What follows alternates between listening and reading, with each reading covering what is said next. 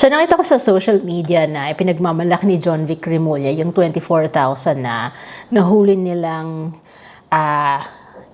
nasa labas ng nakahubad, meaning shirtless, and lasing. Okay. Sir, is this really the time to do this? Ano kasi, sige, ganito. I see nothing wrong with that. In fact, in many countries, ginagawa man talaga yan, diba? But most of those countries have good governance. Okay? Most of those countries have already eliminated a lot of the worst problems that they have so that they can focus on these petty things. Tayo, ang dami nating problema sa Pilipinas eh. Hindi ko sinasabing hindi yan dapat gawin. Dapat naman talagang gawin. At meron naman talaga kasing batas against that. Na hindi lang siguro na ipapatupad. And good for him for nagkakaroon na ng ngipin ng batas. Diba? Pero sa sitwasyon ngayon ng Pilipinas, baka hindi dapat yan yung inuuna natin. Baka dapat nagtutulungan ng mga tao para at ang lahat ng sangay ng gobyerno, okay? Because you could argue na hindi naman trabaho kasi ng DILG yung problemahin yung krisis natin sa langis. Maaari, 'di ba? Maaring hindi nila yung problema o hindi yun yung sangay ng gobyerno para mag-organize noon. Pero hindi ibig sabihin na wala kayong dapat gawin.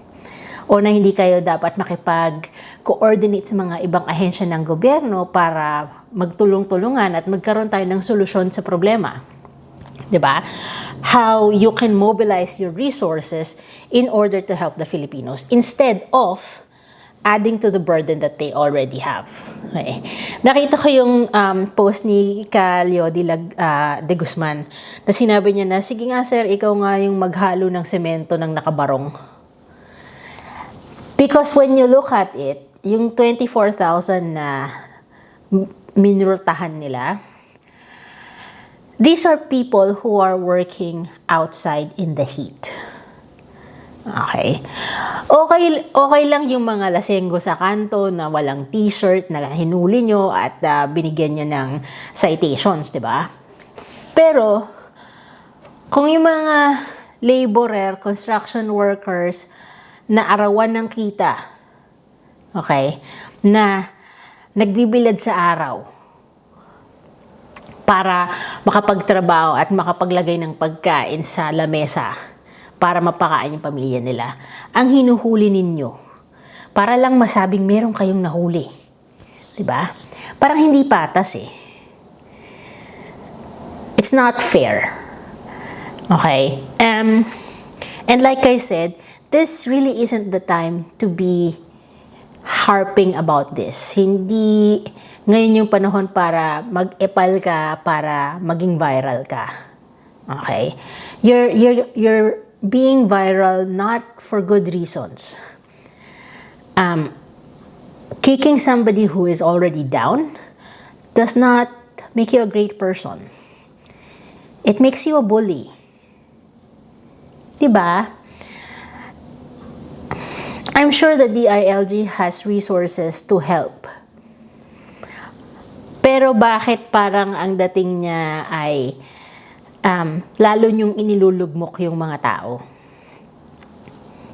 Sa panahon na naglalakad sa initan dahil walang masakyan, dahil mahalang gasolina, dahil walang bumabiyahing public transport, dahil mahalang gasolina, okay, ito pa yung inuuna nyo. Is this another ploy to divert people's attention to the fact that hanggang ngayon, wala pang nangyayari dun sa mga flood control issue? Hanggang ngayon, ano ba ang naging solusyon sa nagiging problema sa krisis sa langis? Diba? Meron bang... Kasi, ito pa yung isa pang napapansin ko. We're always talking about ayuda for the poorest, which is good. Okay? Para sa akin, talagang dapat nating tulungan yung mga kababayan na natin nasa laylayan. Pero wag nating kalimutan na hindi lang sila ang nahihirapan. Karamihan ng mga nagtatrabaho nang nasa maybe a little bit above the poverty line, but still not rich.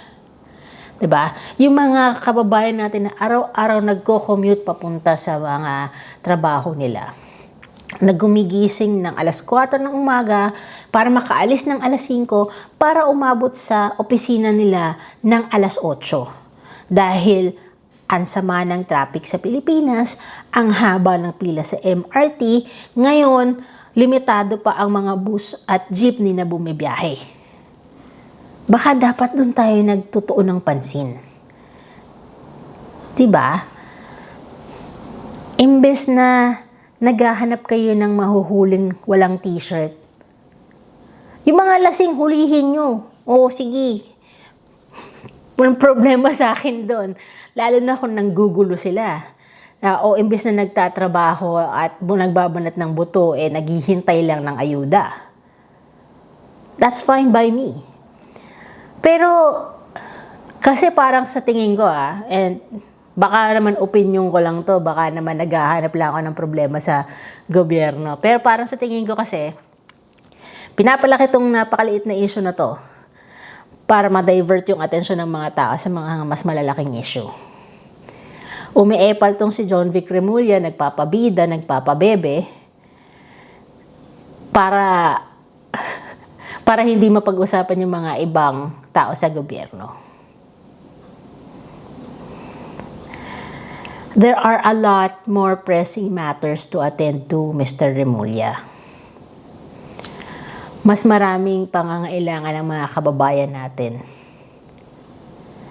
Bago natin unahin yung mga petty things na ganito, bago natin unahin yung mga issue na makakapaghintay naman, baka dapat atupagin muna natin kung paano natin mapapababa ang presyo ng mga bilihin, paano natin matutulungan ang mga kababayan natin na makarating sa kanilang patutunguhan nang hindi hulas na hulas at parang naligo sa pawis.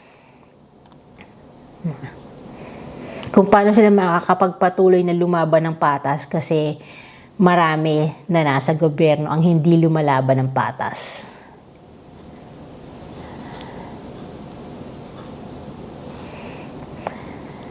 Is this really the time to do this, Mr. Remulla?